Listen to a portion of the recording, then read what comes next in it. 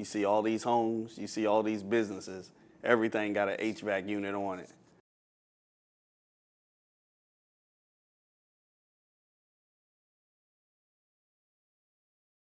Our background is industrial and commercial, but we do residential as well. And then my background is in business. I started HVAC at Votech in Virginia Beach and got hired with the government to do HVAC as an apprentice. The people we were around were other trade guys, plumbers, electricians, and HVAC guys, and mostly everybody had their own company, so they was encouraging us to step out. When COVID hit, we couldn't go in people's homes.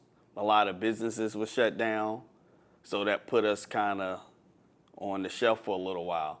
And that was the closest we came to really like shutting it down, because it took probably a year or two to get it back up and running, hiring people back, because you couldn't do anything. We couldn't go in homes. Our mechanics didn't want to go in people's homes, and I understand. So, and the thing of it is, had that never happened, I probably wouldn't be a partner at all, right? Getting close to shutting down due to COVID allowed for them to slow down to a point where it was like, all right, we need to open back up and we ready to get back out. And it allowed for me to have a viable conversation to keep them from, shutting all the way down and reopening with a different view on the business side of it. And then it took stress off of those guys to not worry about that side of things. I think that what tradesmen or maybe even customers get wrong is the perception, and I had to be a part of this company to understand, is that the trade is out to get over on you when they're troubleshooting your unit. When it's like, even when you look at mechanics, when you look at HVAC, when you look at electricians, a lot of the times there's an order of operations, and you don't understand that from the consumer side of things. You think, hey, if this the problem, fix the problem. However, you fix that problem and there was another problem behind it waiting. Now people looking at you like, hey, why didn't you fix that too? It had to break for us to know it was broken. There was a stretch of years where my HVAC went out every summer. He would tell me, hey, it's cheaper to go through your home warranty than to have me send somebody out. I went in my attic and I saw the work that the guy did and how bad it was, and I don't do HVAC, but I know what it looked like before he went up there, and I knew what it looked like after he left, and I knew what it wasn't supposed to look like. Things like that will fuel the idea that a tradesman is trying to get over on you when you have people in the trade that don't do good work or don't take their work serious, or they do sloppy work. Like your HVAC might be on, but now you got 3 pipes running through your attic that were never there before and obviously not necessary. We get customers, well, I seen how this person did it on YouTube, but the person don't explain how they got to the issue.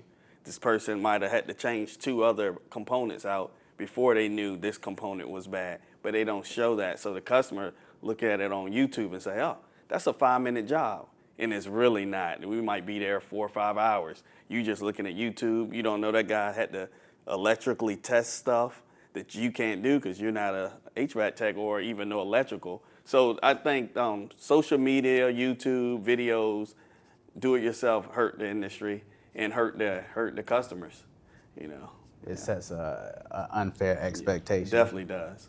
Because you done put a 20-minute video on YouTube, you didn't show that you was out there for 3 hours trying to get the 20-minute video. It could take us 20 minutes to go from the outside unit to the upstairs unit to the outside unit to the upstairs unit. Yeah. You know what I mean?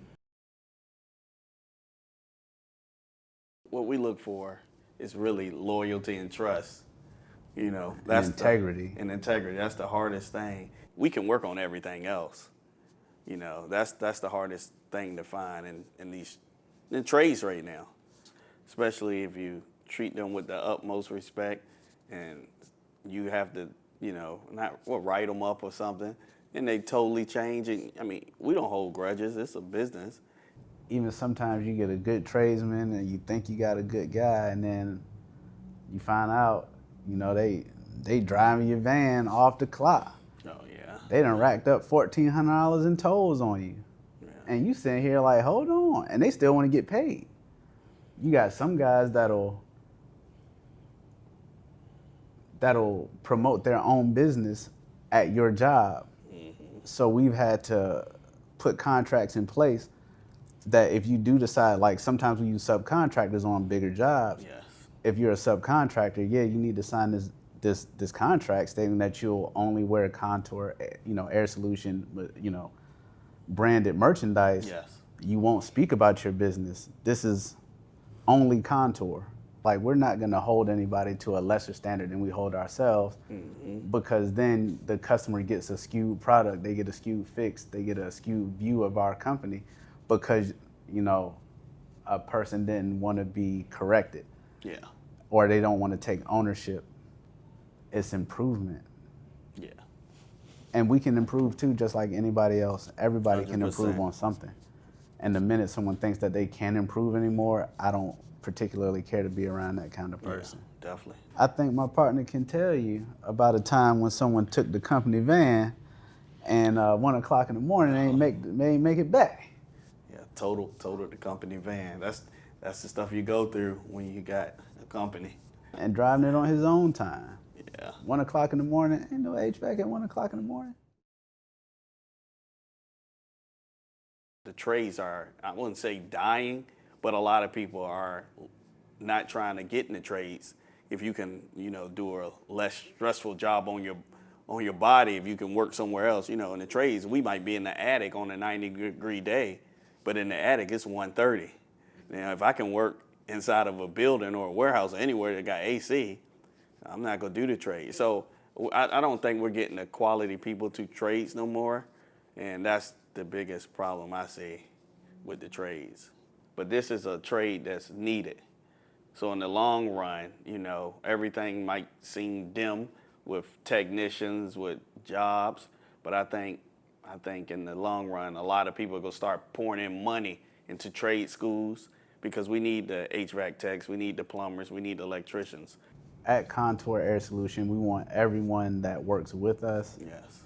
to have the same level of morality that we have, the same level of integrity that we have, and to share the same values as we have. Because on the other side of a dollar sign is a person, it's a family. Yes. And right now, even outside, it's 91 degrees. A dollar sign shouldn't be put on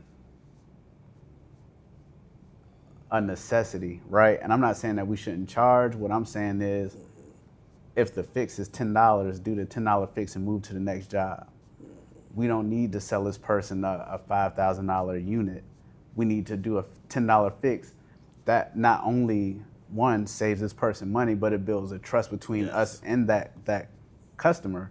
Anytime you can do a small fix, whether it's changing out a valve stem or something really, really minute, you do that for a customer, you earn their loyalty for $10, $20, even $100 is cheap in this industry.